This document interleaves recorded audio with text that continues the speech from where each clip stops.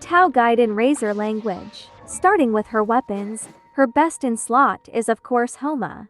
But she can also use other weapons like Jade Spear, Staff of the Scarlet Sands, Dragon's Bane, Lithic Spear, and both the BP weapons, especially the new one, Ballad of the Fjords, which gives crit rate as main stat, and 120 EM if you have at least 3 different elements in the team, which you will have if you play her standard double Hydro Zhongli team. She has quite a bit of usable sets, Crimson, Gilded Dreams, and Shimenawa, but this last one is a bit risky, especially with no shielder, cause you may end up needing the burst in emergency situations and not having it ready. 2-piece of Pyro, HP and EM sets are fine if you still don't have a good 4-piece set. Main stats are usually HP, Pyro, and Crit, with some situations where you may want EM sands instead.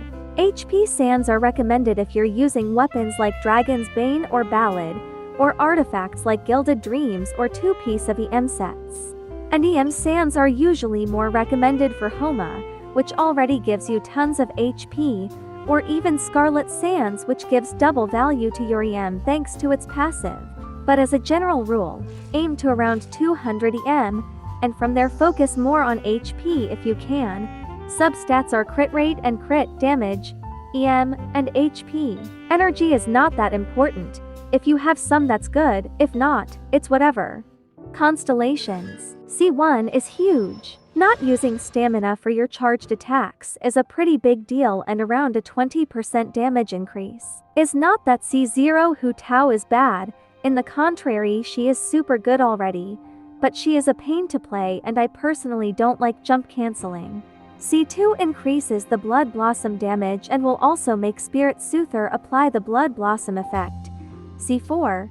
Defeating an enemy affected by Blood Blossom gives 12% crit rate to the other party members for 15 seconds.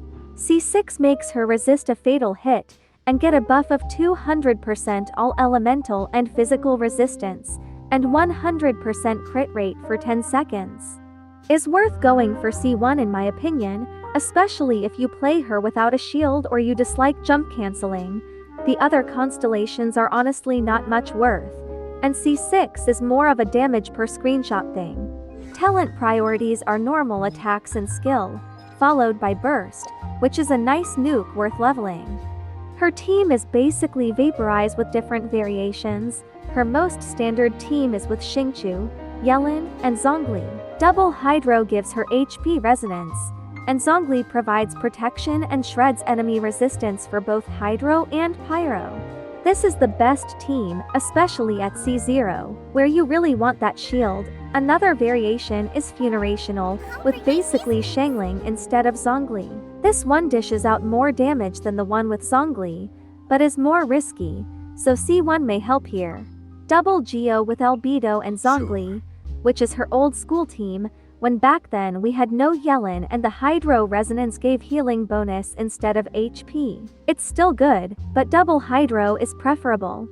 There is also the Anemo variation, where you typically want Amber, Thoma, or Tank Fae to apply Pyro so you can swirl it with Sucrose or Kazuha. Hypercarry with Bennett is also good. You give up on keeping her under 50% HP, but you get Bennett buff instead. Overvape with Fischl is nice, or even just an Anemo for grouping. You'll basically just get Hydro VV and buff, but given that Xingqiu and Yellen are a really good portion of the team damage, that's okay. Mono Pyro is usable but is definitely not her best team. Lini is the one specialized in this. And lastly, there is also Burgeon, where you can vape and get some Burgeons here and there. But keep in mind, this is a bit risky because of self-damage. And that's it for this guide. Hope you found it helpful, and if so, leave a like and subscribe. Thanks for watching.